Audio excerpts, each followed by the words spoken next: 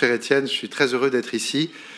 Je vous l'avoue, c'est pas très fréquent, représentant la délégation générale à langue française de Langue de France, que d'intervenir dans un temps réunissant des chercheurs, des universitaires, des scientifiques. Et pour moi, c'est un moment particulièrement privilégié. Pourquoi? Parce que justement, ce sujet nous concerne également à la délégation générale à langue française de Langue de France, dont la mission est de coordonner la politique publique en matière linguistique du gouvernement.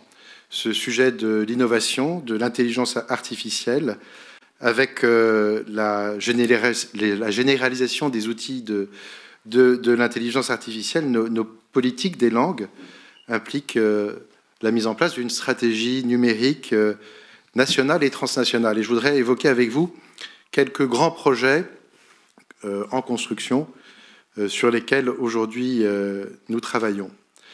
D'abord, l'enjeu pour nous, il est évidemment au-delà de la dimension nationale, internationale, et à travers ce que l'on appelle la francophonie, le défi de promouvoir la diversité linguistique et culturelle. Je rappelle que francophonie, c'est 360 millions de locuteurs qui parlent le français dans le monde, mais avec la langue française, il y a des centaines d'autres langues qui sont parlées. En vérité, l'un des rares pays francophones monolingues qui existe aujourd'hui, qui fait partie de la francophonie, c'est la France. Je dis ça pour notre ami Souleymane Bachir-Diagne qui pourra nous parler Wolof également, n'est-ce pas Souleymane? C'est Barbara Gassin. Le défi pour nous, c'est vraiment de réfléchir à une souveraineté dans le domaine de la langue française à travers l'intelligence artificielle. Comment ce défi apparaît, qui nous paraît évidemment lié à garantir la diversité des expressions culturelles, intellectuelles et scientifiques qui se trouvent désormais en ligne sur la toile. Et la langue, cette langue qui ouvre aux dimensions du monde, pour reprendre les propos du président de la République, et au multilinguisme, le français doit faire l'objet d'un investissement massif par les puissances publiques et les acteurs privés francophones. La priorité donnée par le gouvernement à la recherche et à l'innovation dans l'IA, conformément à la stratégie nationale, a été rappelée d'ailleurs par le président de la République le 23 mai dernier au salon Vivatech. L'importance de la question linguistique dans l'IA et dans les technologies de la langue a été rappelée en focalisant le sujet sur la langue française. C'est quelque chose d'assez nouveau dans le fond. La langue française, c'est-à-dire ses variétés, ses cultures, qui ne peuvent que s'affirmer dans un contexte plus général de la diversité des langues et des cultures pour lesquelles la France et les autres pays francophones sont mobilisés. En fait, l'universalité recherchée au cœur de la révolution numérique ne menace pas par principe ces diversités. On pourrait dire même qu'au contraire, l'effacement possible de la barrière entre les langues grâce aux dispositifs de traduction automatique, nous y revenons, et d'interprétation automatique, est par exemple à même de préserver cette diversité linguistique et de renforcer les situations de multilinguisme. Alors, quelle stratégie numérique francophone de la France et du Québec? Une intelligence artificielle qui parle et pense en français, représentant un instrument solidaire essentiel au développement économique et culturel de l'ensemble de la francophonie. Développer et aménager des technologies numériques compatibles avec la langue française dans toutes ses variétés, tous ses accents, est enfin un vecteur d'amélioration de la vie au quotidien de nos concitoyens et de toute la francophonie. Les exemples sont nombreux, interface homme-machine, robots conversationnels, on en a parlé à la précédente table ronde, génération automatique de textes, par exemple. Conçu de manière transparente, dans une démarche ouverte, pour reprendre l'expression également très employée depuis ce matin. Disons que ces outils conçus de manière transparente contribueront au développement de sociétés plus inclusives. Je considère que la traduction et l'interprétation automatique, le sous-titrage, l'audio-description automatique sont indéniablement des leviers, notamment pour les personnes les plus fragiles.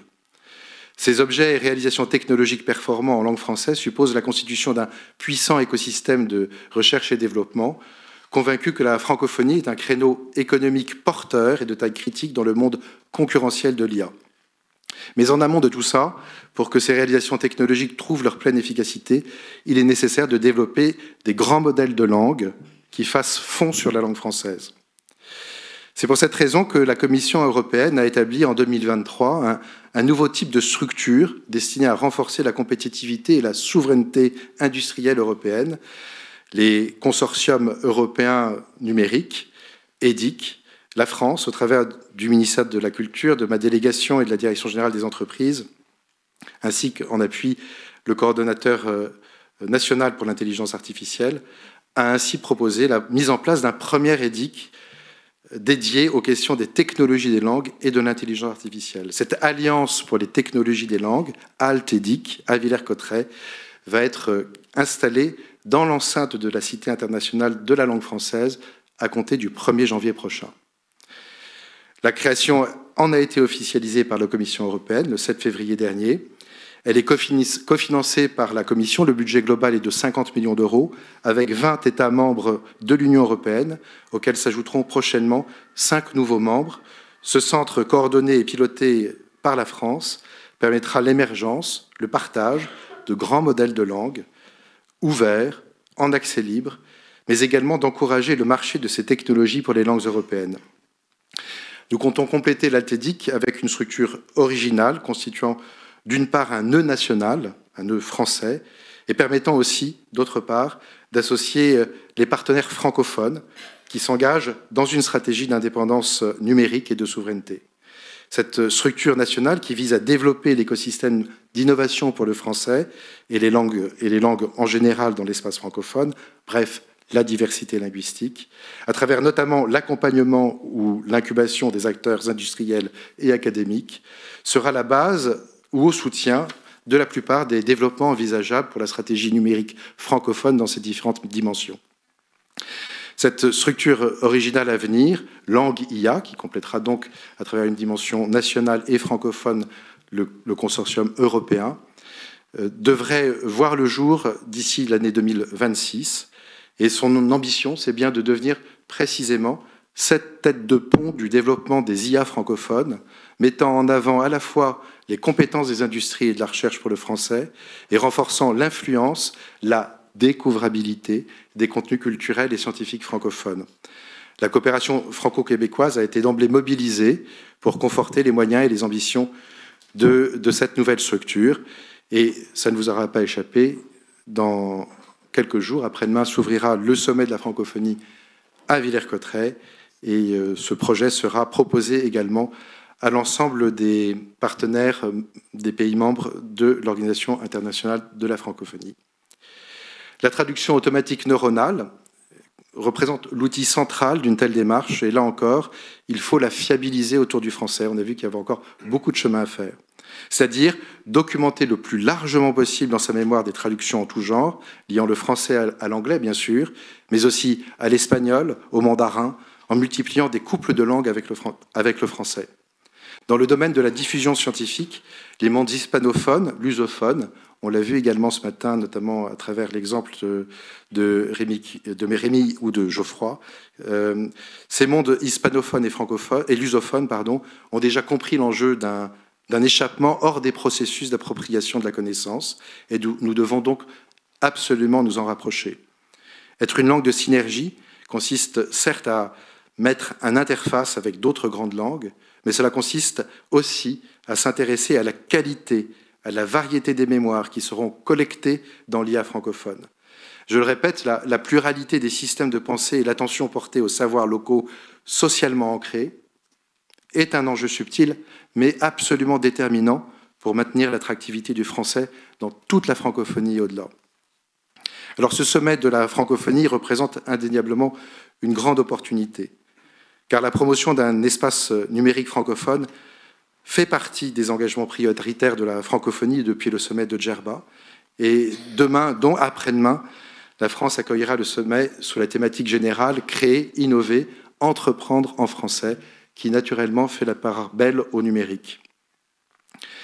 Pour ce qui concerne la langue française, ce sommet doit permettre de rassembler une pluralité d'acteurs autour de réalisations opérationnelles, essentiellement à l'initiative de la France, du Québec ou du Canada, mais également en lien avec des opérateurs de référence comme l'Agence universitaire de la francophonie et en mobilisant la francophonie du Sud comme du Nord. On le voit, la stratégie numérique francophone, marquée par l'intrication originale des dimensions technologiques, linguistiques, culturelles, éthiques, économiques, doit encore se révéler à la fois performante, pertinente, durable, c'est-à-dire adaptée aux réalités et aux attentes de ses locuteurs. En fait, ce qui se pose et ce qui s'est posé durant toute cette journée comme question, c'est probablement l'accès, en tout cas une des grandes questions, c'était probablement l'accès au contenu et en quelle langue, au contenu, aux productions scientifiques. Et cette question de la circulation des œuvres et des savoirs, de leur accès sur Internet, elle milite pour une articulation solide de nos politiques.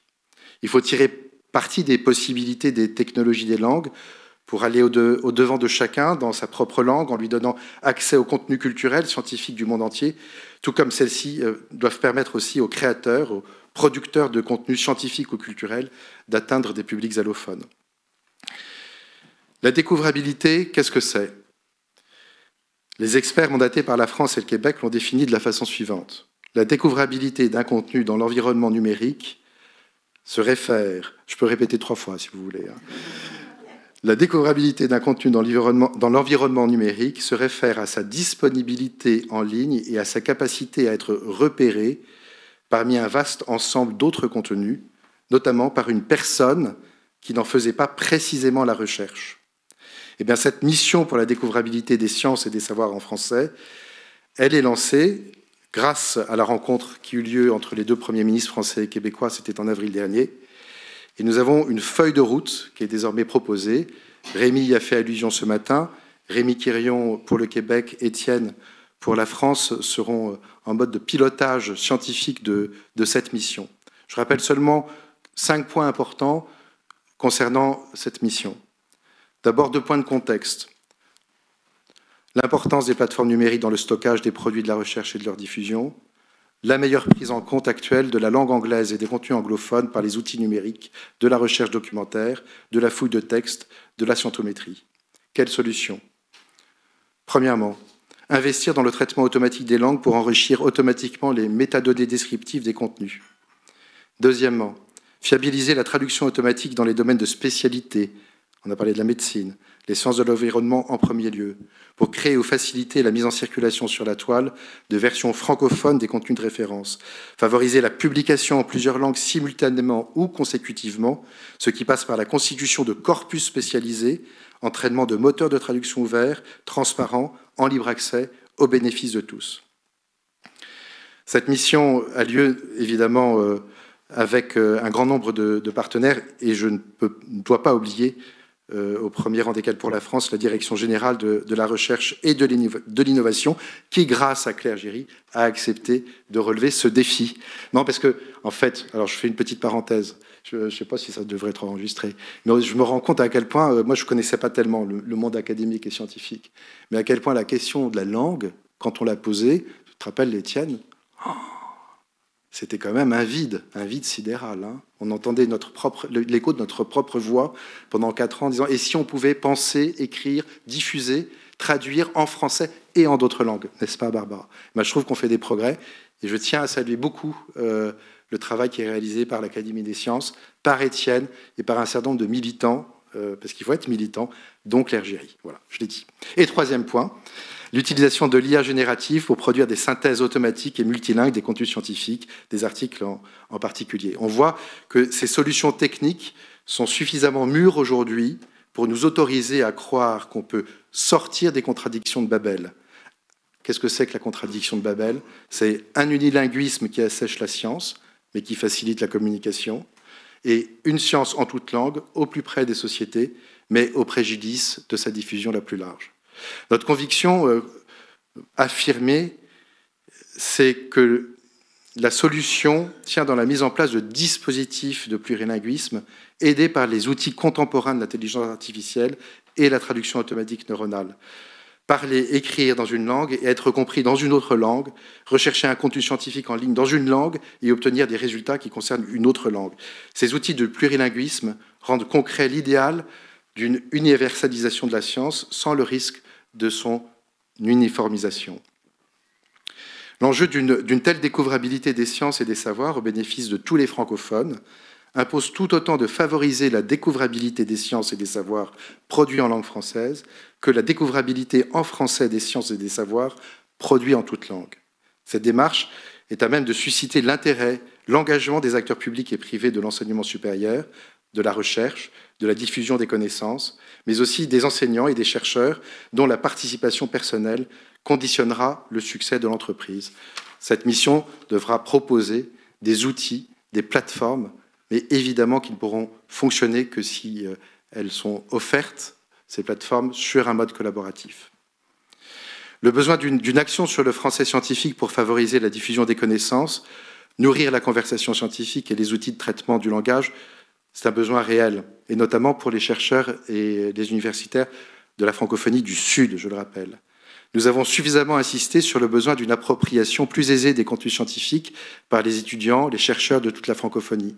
Cela passe en premier lieu par le maintien d'une langue française scientifique, et oui, qui prolonge la valeur des bibliographies et s'actualise au fil de la recherche et de l'évolution de la langue scientifique anglaise, qui est sa compagne inévitable.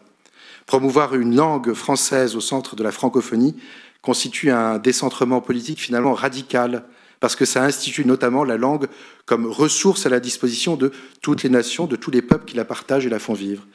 Il incombe donc à nos politiques linguistiques de veiller à la disponibilité de cette ressource, c'est-à-dire au maintien des aptitudes de la langue française dans tous les domaines, y compris scientifiques et techniques. N'est-ce pas, cher Xavier ? Oui, nous réalisons un travail de terminologie, et je ne peux que vous encourager à vous reporter au site France Terme. Voilà. Ça y est, c'est bon, génial. Eh ben, quand j'ai évoqué la dimension collaborative, je vous invite à y contribuer. Donc c'est une base de données qui est disponible, je l'ai évoqué, France Terme, et qui propose ainsi plus de 10 000 termes forgés par le dispositif d'enrichissement de la langue française dont nous avons la coordination. Ce dispositif regroupe plus de 350 experts, il faut le rappeler aussi, bénévoles, qui, sous la houlette de collègues ici présents, permettent à notre langue d'exprimer les réalités les plus contemporaines, y compris scientifiques et techniques. Je ne vais pas forcément entrer dans une description trop précise de ce dispositif d'enrichissement. Je dirais simplement qu'il ne s'agit pas seulement, comme le font les Québécois, et très bien, de trouver des équivalents, mais il s'agit aussi de trouver des définitions. Alors je vais donner quelques exemples qui évitent tout malentendu. Genome editing se traduit par réécriture du génome plutôt que par édition du génome. Absolument. Mais c'est ce que peuvent faire aussi nos amis du Québec. Dommage qu'ils ne soient pas là. Eh bien, alors, rejoignez le dispositif. Voyez, c'est une boîte à idées. Vous pouvez poster votre proposition. Nous avons quoi d'autre ? Green Fluorescent Protein, GFP, trop souvent traduit de façon erronée, protéine fluorescente verte ou protéine verte fluorescente. Bon, la protéine n'est pas verte. Il faut donc parler de protéines à fluorescence verte. Ou encore, en géologie, Tide Formation Gas se traduit par gaz de réservoir compact et non pas par gaz de réservoir étanche. En IA, un prompt est une instruction générative, terme plus descriptif qu'invite. Bon, je pourrais continuer pendant quelques bonnes demi-heures là-dessus. Mais France Terme, c'est très important et c'est très utile. C'est aussi pour la communauté des chercheurs, pour la communauté des scientifiques, mais c'est aussi pour les citoyens. Car qu'est-ce que c'est que cet effort ? Alors là, on parle d'une terminologie très spécialisée, suivant des vocabulaires très particuliers, mais on traite aussi du sport, de la mode, de la culture, des médias, du transport, de l'environnement. Il faut que dans notre pays, tout le monde puisse se comprendre et donc parler une langue commune, le français. C'est aussi simple que ça. C'est un principe d'égalité. L'article 2 de notre Constitution, la langue de la République est le français. Je vais terminer mon propos. J'ai peut-être été un peu long, ça va, non? On est dans les temps. Il est quelle heure? Combien? 2 minutes. Ah, ça va, ok. Bon, alors les sciences de l'homme et de la société, en tant que la langue y est instrument d'exploration, s'expriment la plupart du temps dans la langue de leur contexte, on le sait. Il n'en va pas de même, évidemment, et ce n'est pas forcément les mêmes défis, les mêmes enjeux, quoique le mathématicien Étienne Gis pourrait nous en parler pour les sciences dites exactes. Certaines disciplines des sciences dures établissent leur trajectoire intellectuelle dans une langue qui est presque semblable à notre langue commune. C'est le cas des mathématiques, de la physique théorique notamment, cher Étienne Gis, cher Jean-Marc Lévy-Leblond. Mais il reste que la science ne se résume pas au seul moment de la publication. L'activité scientifique, la vie des laboratoires, les échanges entre collègues, la conversation scientifique, dépassent ce cadre restreint et font apparaître un multilinguisme persistant où le français doit conserver toute sa part.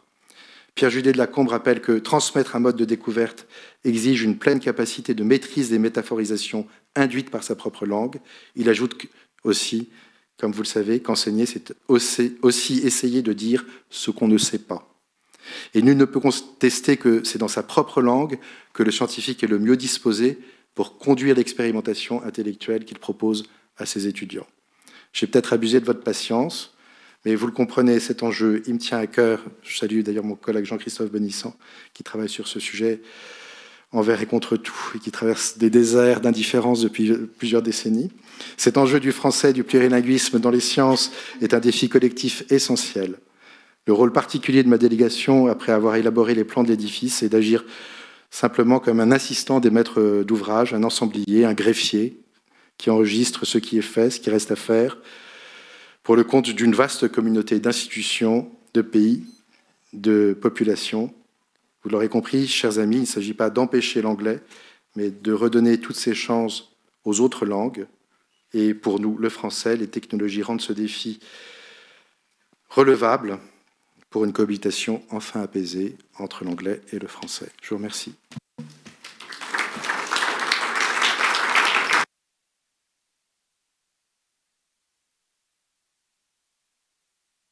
Est-ce que quelqu'un a une question à poser à Paul? N'hésitez pas. Peut-être que tu peux me dire ce DGLFF? Oui, alors bien sûr. La DGLFLF, c'est la Délégation générale à la langue française et aux langues de France. C'est un service interministériel qui est placé sous l'autorité de la ministre de la Culture et qui doit beaucoup à quelqu'un qui s'appelle Jacques Toubon, dont vous connaissez la loi éponyme, dont on fête cette année les 30 ans. Voilà.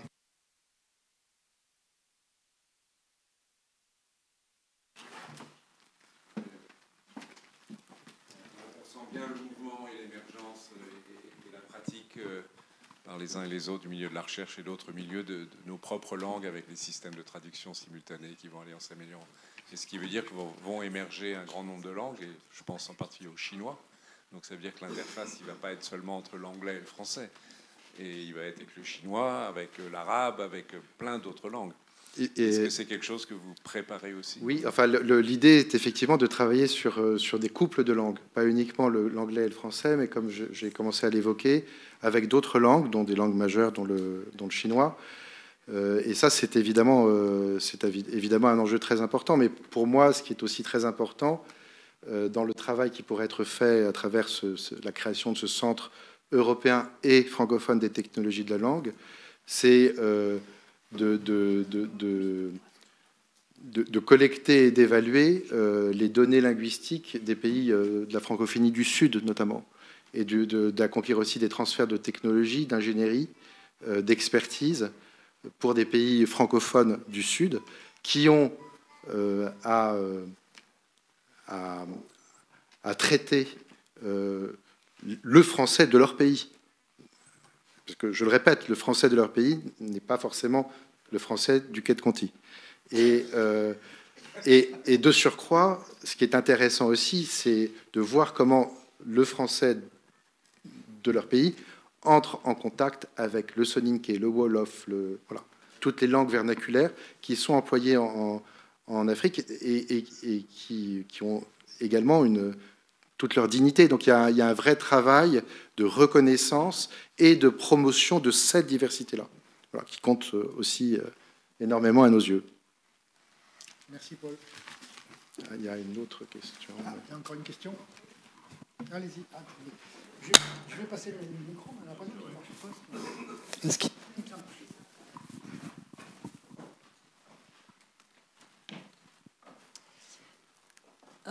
Alors, ma question portait sur les enjeux juridiques qui vont se poser, parce qu'en filigrane, il a quand même été question au fil de cet après-midi de d'autres types d'enjeux, environnementaux, sociaux notamment, industriels aussi. Et en l'occurrence, on sait qu'une partie des moteurs ont été entraînés sur des données protégées, en principe par la propriété intellectuelle. Également, les auteurs ayant droit ont la possibilité d'exercer un droit d'opposition qu'on appelle dit d'opt-out en anglais.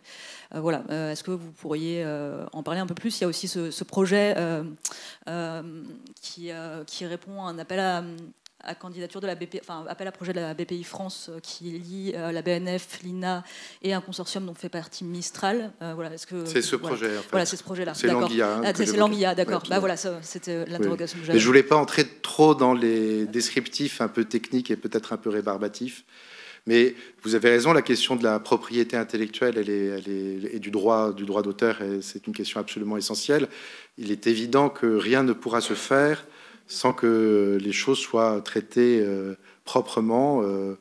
Donc il s'agit précisément, les partenaires que peuvent être la Bibliothèque nationale de France ou l'INA notamment, sont des partenaires qui connaissent bien ces sujets et qui ont leur autorité sur ces questions. Donc il n'est pas question de déroger aux principes fondamentaux du droit d'auteur et de la propriété de ces données. Donc, mais ce chantier, il commence à s'ouvrir. Hein, donc, naturellement, il y aura des instances de dialogue et de négociation avec les représentants de ces institutions et plus généralement les auteurs et les traducteurs. Les organisations professionnelles aussi. Absolument. Okay. Ouais. Merci.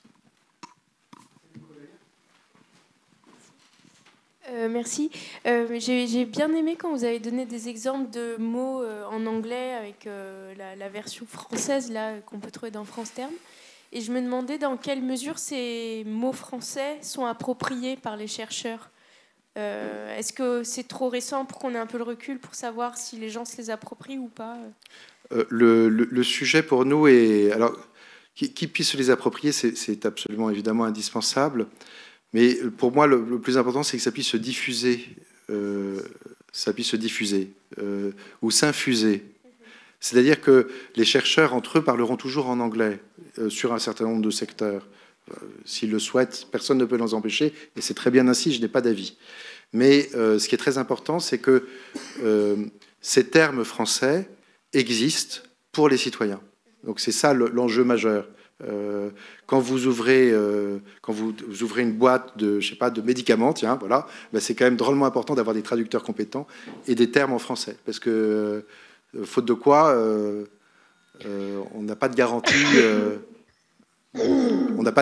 de santé, de sécurité. Enfin, c'est des enjeux essentiels de sécurité et de santé publique. Donc l'enjeu, il est évidemment que ces termes puissent être appropriés par le monde académique et scientifique, mais si j'ose dire d'abord qu'ils puissent être accessibles à tous les citoyens pour qu'ils puissent comprendre de quoi il s'agit exactement.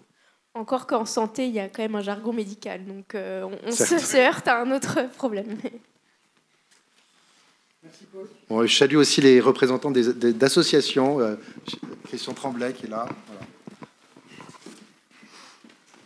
En parlant de terminologie scientifique, et juste pour me moquer un petit peu de l'Académie française, si je peux me permettre, la 3e édition du dictionnaire de l'Académie française donne cette définition. Un objet rond et long. Un mot très courant en français. Un objet long et rond. C'est un mot pourtant très connu dans le langage courant. Et un cylindre. Objet long et rond. Peut mieux faire comme définition.